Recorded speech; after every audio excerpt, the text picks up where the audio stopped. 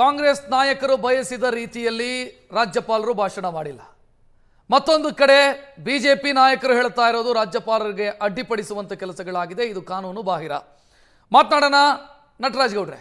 ಇಲ್ಲ ನೋಡಿ, ರಾಜ್ಯಪಾಲರು ನೀವು ಹೇಳದನ್ನ ಭಾಷಣ ಮಾಡಬೇಕು ಅಂತ ಹಠ ಹಿಡಿದ್ರೆ ಮಾಡಲ್ಲ ಅಂತ ಅವ್ರಿಗೆ ವಿವೇಚನಾಧಿಕಾರ ಇದೆ, ಬಳಸಿದಾರೆ. ಈಗ ಸರ್ಕಾರದ ಏನು ಕಾರ್ಯಸೂಚಿ ಇದೆ, ಸರ್ಕಾರದ ಸಾಧನೆ ಇದೆ, ಅದರ ದಿಕ್ಸೂಚಿ ರಾಜ್ಯಪಾಲರ ಭಾಷಣ. ರಾಜ್ಯಪಾಲರು ಭಾಷಣ ಮಾಡದೆ ಸರ್ಕಾರಕ್ಕೆ, ಕೇವಲ ಸರ್ಕಾರಕ್ಕೆ ಇದಲ್ಲ ಅವಮಾನ ಅಲ್ಲ, ಇಡೀ ರಾಜ್ಯಕ್ಕೆ ಎಲೆಕ್ಟೆಡ್, ಯಾಕಂದ್ರೆ 7 ಕೋಟಿ ಜನ ಮತ ಹಾಕಿ ಸರ್ಕಾರ ಮಾಡಿರೋದು, ಯಾರು ನೇಮಕ ಮಾಡಿರೋದಲ್ಲ, ಅದಕ್ಕೆ ಮಾಡಿರೋ ಅವಮಾನ. ಆಮೇಲೆ ಬಿಜೆಪಿಗರು ಇದು ಷಡ್ಯಂತ್ರ ಅನ್ಸುತ್ತೆ. ಓದಬೇಕು ಅಂತ ರಾಜ್ಯಪಾಲರು ಇಲ್ವಲ್ಲ, ಕೇಳಿ, ವಿವೇಚನಾಧಿಕಾರ ಇದೆ, ಅದನ್ನು ಬಳಸಿದ್ದಾರೆ. ಅವರು ವಿವೇಚನಾಧಿಕಾರ ಬಳಸಿದ್ರು ಕೂಡ ಸರ್ಕಾರದ ಸಲಹೆ, ಸರ್ಕಾರದ ನಿರ್ದೇಶನ, ರಾಜ್ಯಪಾಲರು ಒಟ್ಟಾಗಿ ಮಾಡ್ತಾರೆ, ಕೆಲಸವನ್ನು ಮಾಡ್ತಾರೆ. ಆರ್ಟಿಕಲ್ 163 ನೀವು ಕೋಟ್ ಮಾಡ್ತಾ ಇರೋದು ಸಲಹೆ ಮತ್ತು ಮಾರ್ಗದರ್ಶನ ಅಥವಾ ಸಲಹೆ ಮತ್ತು ಸೂಚನೆ, ಕರೆಕ್ಟ್. ಅದೇ ಹೇಳುತ್ತೆ ವಿವೇಚನಾಧಿಕಾರವನ್ನು ಬಳಸಬಹುದು. ಅದನ್ನ ಹೇಳ್ತೀನಲ್ಲ ನಾನು, ಯಾಕಂದ್ರೆ ಇದನ್ನ ಅವ್ರು ಬರಕ್ ಮುಂಚೆ, ರಾಜ್ಯಪಾಲರು ಬರಕ್ ಮುಂಚೆ ವಿರೋಧ ಪಕ್ಷದ ನಾಯಕರು ಕೂಡ ಅದೇ ಮಾತಾಡೋದು, ಅವರು ಫಸ್ಟ್ ಸಾಲು ಮತ್ತೆ ಕೊನೆ ಸಾಲನ್ನು ಓದಿ ಮುಗಿಸ್ಬೋದು ಅಂತ. ಅಂದ್ರೆ ಇವ್ರು ಮುಂಚೆನೇ ಬಿಜೆಪಿಗರು ರಾಜ್ಯಕ್ಕೆ, ಕೇಂದ್ರ ಸರ್ಕಾರ ರಾಜ್ಯಕ್ಕೆ ಮಾಡೋ ಅನ್ಯಾಯವನ್ನ ನಾವು ಪ್ರಶ್ನೆ ಮಾಡಬಾರ್ದು ಅನ್ನೋದಾದ್ರೆ ಇದೆಂತ ದುಸ್ಥಿತಿ ರೀ. ಭಾರದ್ವಾಜ್ ಅವರು, ಹಂಸರಾಜ್ ಭಾರದ್ವಾಜ್ ರಾಜ್ಯಪಾಲರಾಗಿದ್ದಾಗಲೂ ಇದೇ ಮಾಡಿದ್ರು. ಕೇಳಿ, ಈಗ ಅವರು ಆಗ ಕಾಂಗ್ರೆಸ್ಸಿಗರಾಗಿ, ಕೇಳಿ, ಇವತ್ತು ರಾಜ್ಯಪಾಲರಾಗಿದ್ರು. ಇವತ್ತು ನಾನು ರಾಜ್ಯದ ಹಿತವನ್ನ ಕಾಪಾಡಬೇಕಾದ ಸರ್ಕಾರದ ಹೊಣೆನ ಅಲ್ವಾ? ಹೌದು, ಹೊಣೆ. ಅನ್ಯಾಯ ರಾಜ್ಯಕ್ಕೆ ತಾರತಮ್ಯ ಆಗ್ತಾ ಇದೆಯಾ, ಆರ್ಥಿಕ ಅನ್ಯಾಯ ಆಗ್ತಾ ಇದೆ. ಬಿಜೆಪಿ ನಾಯಕರು ಒಪ್ತಾರೆ. ಯಡಿಯೂರಪ್ಪನವರು ತುಮಕೂರಲ್ಲಿ ಮೋದಿ ಮುಂದೆನೇ ಹೇಳಿದ್ರು, ಬೊಮ್ಮಾಯಿಯವರು ತಮ್ಮ ಬಜೆಟ್ ಭಾಷಣದಲ್ಲೇ ಹೇಳಿದ್ರು ರಾಜ್ಯಕ್ಕೆ ಹಣಕಾಸು ಬರ್ತಾ ಇಲ್ಲ ಅಂತ. ಹಿಂಗಿರ್ಬೇಕಾದ್ರೆ ನಾವೊಂದು ಸರಿ ಮಾಡ್ಕೋಬೇಕಾದಂತ ಅವಕಾಶ ಸದನದಲ್ಲಿ. ಕೇಳಿ, ನಮ್ಮ ರಾಜ್ಯಕ್ಕೆ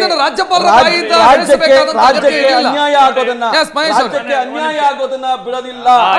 ವಿಧಾನಸಭೆಯಲ್ಲಿ ಪ್ರಸ್ತಾಪ ಮಾಡಿ, ಚರ್ಚೆ ಮಾಡಿ, ರಾಜ್ಯಪಾಲರ ಬಾಯಿಂದ ಹೇಳಿಸಿ ಇದನ್ನ ಡ್ರಾಮಾ ಮಾಡಬೇಕಾದಂತ ಅಗತ್ಯ ಇಲ್ಲ. ಸೂಚನೆ ಬಿಜೆಪಿಗರು ಮಾತ್ರ ಧೈರ್ಯ ಇಲ್ಲದೆ ರಾಜ್ಯಕ್ಕೆ ಅನ್ಯಾಯ ಮಾಡಕ್ಕೆ ಹೊರಟಿದ್ದಾರೆ. ನೋಡಿ, ವಿಧಾನ ಯಾರು ಸಂವಿಧಾನ ರಕ್ಷಕ ಇದ್ರೆ ಇವತ್ತು ಅವರು ಬಿಜೆಪಿ ಪ್ರಚಾರಕ್ಕೆ ಆಗಿದ್ದಾರೆ. ರಾಜ್ಯಪಾಲರು ಇದನ್ನ ಏನ್ ಕಾಂಗ್ರೆಸ್ಸಿಗರ ಇನ್ನೊಂದು ಬಟಂಗಿತನವನ್ನ ಇವತ್ತು ಬಯಲಾಗಿರ್ತಕ್ಕಂಥದ್ದು. ಏನು ಬಟಂಗಿತನ? ಏನು ರಾಜ್ಯಪಾಲರು ಅವರನ್ನ ರಾಷ್ಟ್ರಪತಿಗಳು ಸಂವಿಧಾನವನ್ನು ಸಂರಕ್ಷಣೆ ಮಾಡಬೇಕು ಅಂತ ನೇಮಕ ಮಾಡಿರುತ್ತೋ, ಇಷ್ಟೆಲ್ಲದ್ರ ಮಧ್ಯದೊಳಗಡೆ ಅದನ್ನ ಕಾಪಾಡುವಂತ ಕೆಲಸವನ್ನ ಒಂದು ಭಾಗ ಮಾಡಿದ್ರೆ ಕಾಂಗ್ರೆಸ್ಸಿಗರು ನಡ್ಕೊಂಡಂಥದ್ ರೀತಿ ತಾವೇನು ಉಲ್ಲೇಖ ಮಾಡ್ತಾ ಇದ್ದೀರಿ, ಇಟ್ ಇಸ್ ಸ್ಕ್ರಿಪ್ಟೆಡ್. ಯಾಕೆಪ್ಪ ಅಂತಂದ್ರೆ ಕಾಂಗ್ರೆಸ್ಸಿನ ಆಂತರಿಕ ಏನು ಭುಗಿಲೆದ್ದಿದೆ ಅದನ್ನು ಶಮನ ಮಾಡೋಕ್ಕೆ ಹೊರಟಿರ್ತಕ್ಕಂಥ ಒಂದು ಬೇರೆ ದಾರಿ ಇದು. ಏನಂದ್ರೆ DK ಶಿವಕುಮಾರನ್ನ ಇವಾಗ ಕಾರ್ನರ್ ಮಾಡಾಕ್ತು. ಇಡೀ ಬೆಳವಣಿಗೆ ಹೇಳಿದೆಲ್ಲ ಸಿದ್ದರಾಮಯ್ಯ ಸಿದ್ದರಾಮಯ್ಯ ಮಾಡಿರ್ತಕ್ಕಂಥ ಹೊಂಚು ಒಂದು ಅಸಂವಿಧಾನಿಕವಾಗಿ ಒಂದು ಸರ್ಕಾರ. ನಿಮ್ಗೊಂದು ವಿಷಯ ಹೇಳ್ತೀನಿ, ನಿಮ್ಗೆ ಮೆಜಾರಿಟಿ ಬಂದ್ಬಿಟ್ರೆ ಅಬ್ಸಲ್ಯೂಟಾ? ಅದೇ ಪ್ರಶ್ನೆ ನಿಮಗೂ ಕೇಳಬಹುದು. ಮೆಜಾರಿಟಿ ಬಂದ್ರೆ ಅಬ್ಸಲ್ಯೂಟ್ ಅಲ್ಲ. ಕೇಂದ್ರ ಸರ್ಕಾರ ಅನ್ಯಾಯ ಮಾಡಬಹುದಾ? ಕೇಂದ್ರ ಸರ್ಕಾರ ನಿಮ್ಮ ಕೈಯಲ್ಲಿ ರಾಜ್ಯಕ್ಕೆ ಅನ್ಯಾಯ ಮಾಡಬಹುದಾ? ರಾಜ್ಯ ಸರ್ಕಾರವಾಗಿ ಇವತ್ತು ಏನು ಪ್ರಜಾಪ್ರಭುತ್ವದೊಳಗಡೆ ನಮ್ಮ ಸರ್ಕಾರಿಯ ಕಮಿಷನ್ ಇರ್ಬೋದು, ಏನು ನಾವು ಒಟ್ಟು ರಾಜ್ಯಗಳ ಒಕ್ಕೂಟಗಳ ಸರ್ಕಾರಗಳಿದ್ದಾವೆ, ಒಬ್ಬರನ್ನ ಹೆಗಲಿಗೆ ಜೋಡಿಸ್ಕೊಂಡು ರಾಷ್ಟ್ರ ನಿರ್ಮಾಣದ ಕಾರ್ಯ ಆಗ್ತದೆ. ನಾಗೇಂದ್ರ ಪ್ರಸಾದ್ ಅವರು, ನಾನು ಪದೇ 2 ವಿಚಾರಗಳನ್ನ ಪ್ರಸ್ತಾಪ ಮಾಡಿದ್ದೀನಿ. ಅವ್ರು ಹೇಳ್ತಿದ್ರು ಕಾನೂನು, ಸಂವಿಧಾನ ಈ ಥರ ಜನಗಳ ಮುಂದೆ ಪಬ್ಲಿಕ್ ಆಗಿ ಮಾತಾಡ್ತಾ ಇದ್ದಾರೆ, ಯಾವ ರೀತಿ ನಡ್ಕೋತಾ ಇದ್ದಾರೆ ಅಂತಕ್ಕಂಥದ್ದನ್ನು ಮೊದಲು ಹೇಳಬೇಕಾಗುತ್ತೆ. ಕೋಟ್ಯಾಂತರ ಜನ ನೋಡ್ತಾ ಇದ್ದಾರೆ ನಿಮ್ಮನ್ನು, ಕಾನೂನು ಬಗ್ಗೆ, ಸಂವಿಧಾನದ ಬಗ್ಗೆ ಏನು ಗೌರವ ನಿಮಗಿದೆ ಅಂತಕ್ಕಂಥದ್ದು. ಎರಡನೇದು ನಾನು ಸ್ಪಷ್ಟವಾಗಿ ಹೇಳ್ತಾ ಇದ್ದೀನಿ, ಟಾರ್ಗೆಟ್ ಇರ್ತಕ್ಕಂಥದ್ದು ನರೇಗಾ ಅಂತಕ್ಕಂಥ ವಿಚಾರದಲ್ಲಿ ಒಂದು ಸೈಡ್ ಮಾತಾಡ್ತಾ ಇದೆ, ಅದರಲ್ಲಿ ಆಗೋಗಳ ಬಗ್ಗೆ ಇದುವರೆಗೂ ಯಾರು ಕೂಡ ಮಾತಾಡಿಲ್ಲ. ಒಂದು ನಿಮಿಷ ಆಗುತ್ತೆ. ಈಗ ಅದೇ ಆಗಬೇಕಾಗಿರ್ತಕ್ಕಂಥ ವಿಚಾರ ಅದೇನೇ.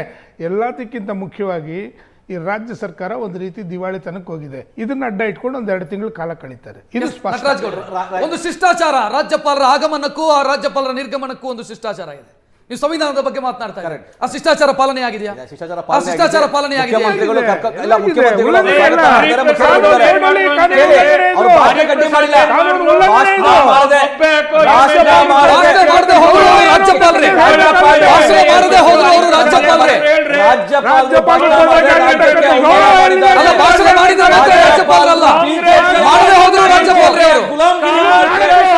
ನಟರಾಜ್ ಗೌಡ್ರೆ ಥ್ಯಾಂಕ್ ಯು, ಮಹೇಶ್ ಅವರೇ ಥ್ಯಾಂಕ್ ಯು, ನಾಗೇಂದ್ರ ಪ್ರಸಾದ್ ಅವರೇ ಥ್ಯಾಂಕ್ ಯು.